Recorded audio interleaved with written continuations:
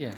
Saudi আরব বেশি বাঙাইলে হারামিগিরি করে। হারামিগিরি করার সিস্টেম হয়েছে এটা, তুমি আমারে আনছো যে তোর ভিসা দিয়ে আনছো, আইসে কেন 5-6 মাস 1 বছর আমার বসিয়ে রাখি দিছো, কোনো কাজ নাই, কিচ্ছু নাই। লাস্ট পর্যায়ে হারাম এইগুলো বাইসে হারাই মেনে বেশিরভাগ বাঙালি নেই, কারণ তার একামা নাই, তার কিছু নাই, জানে যে আমি যা করতাম পারি।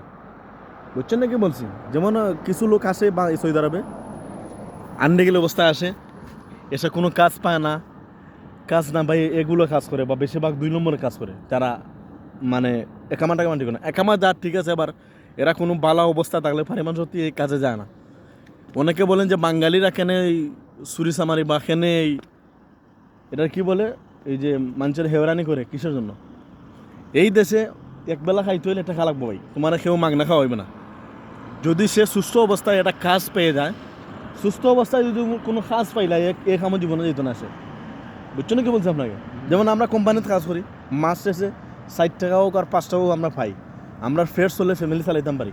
আমরা পারিবার সত্যি এই কাজে গেলে লিপ্ত হইব না, আমরা যাইব এই কাজে আমরা যাইব না, কারণ আমাদের কোম্পানি আছে ভালো কোম্পানি, মাস পরে 2 টাকাও আর 60 টাকাও আমরা বেতন হাতে ধরে দিব, একামা করে দিব কোম্পানি, 2 বছর ধরে কোম্পানি আপডাউন টিকিট দিয়ে দিব। তো আমরা চাইমুনি যে এই বাটফারি তার চুরি সামারি করে দৌড়া খাইয়া দেশে যেতাম, আমরা চাইম না। এগুলা করে খারা এই যে কিছু শয়তান হলতে দেশ থেকে করে কি 1 টাইম ভিসা দেয়, 3 মাসের ভিসা লইয়া আনবো, আইনে এখানে বই আরি 1 মাস পরে তোমার খাবাইবো, বাদের মাসে তার দিন তোকেও পাইবা না। তো এরা করবোটা কিতা? এরা কোনো কোম্পানির সন্ধান পায় না, কোনো জায়গার সন্ধান পায় না, কোনো কাজের কোনো লাইন গার্ড পায় না। এরা লাস্ট মুহূর্তে ব্যর্থ হওয়ার পরে এই কাজটা বেছে নেয়।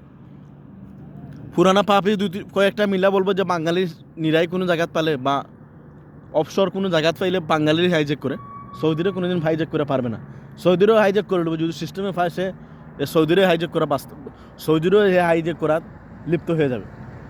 কিন্তু দিন শেষে এটাই বলবো, যদিও আপনার কাছে কোনো কাজ থাকে না, আপনার কাছে যদি কাজের কোনো সিস্টেম থাকে না, মানুষ এইরকম 1 টাইম ভিসা দিয়ে সৌদি আরবে আনিয়ে মানুষের তুমি নষ্ট করিও না, মানুষের ফ্যামিলিকে নষ্ট করে না, একজন মানুষের জীবনটা তুমি নষ্ট করো না। তোমার 10,000 টাকা আর 20,000 টাকার জন্য একজন মানুষের লাইফ তুমি এরকম নষ্ট করবে না।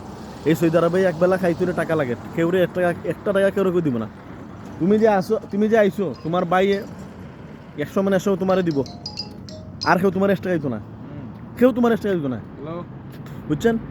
এই জন্য অনেকেই বলেন যে বাঙালিরা বেশি এই সুরামি পাটবাড়ি করে সৌদি আরব আসা, সুস্থ অবস্থা ভালো কাজ পাইলে, ভালো কোনো জব পাইলে সে জীবনে এগুলো করবে না। তার আকামা যদি ঠিক থাকে, তার কোম্পানি ভালো থাকে, তার ইনকাম সোর্স ভালো থাকে, বা সে একটা মোটামুটি একটা লাইন গার্ড করতে পারে যে তার টাকা রুজু করার, সে জীবনে এই পথে যাবে না। এই পথে কারা যায়? আমি তো একটু আগে বলেছি অন্য একটা ভিডিওতে, এই পথে বেশিরভাগ মানুষ যায় যারা 1 টাইম বিষয় আছে, যারা এসে টাকার জায়গা পায় না, খানার টাকা পায় না, এগুলো এসব করে। সো যারাই আসবে বি কেয়ারফুল, ভালো কোনো বিষয় আসবেন, ভালো কোনো ভিসা না হলে কাউকে ভিসা আপনি দিবেন না, কারোর কাছে ভিসা বেচবেন না। 10,000 টাকা আর 20,000 টাকা লাভের জন্য একজন মানুষের তুমি লাইফটা নষ্ট করিও না। তার লাইফ নষ্ট তো করবে, তার ফ্যামিলির লাইফটা আপনার নষ্ট করে দিবে। So thank you so much. অন্য কোনো ভিডিওতে দেখা হইব।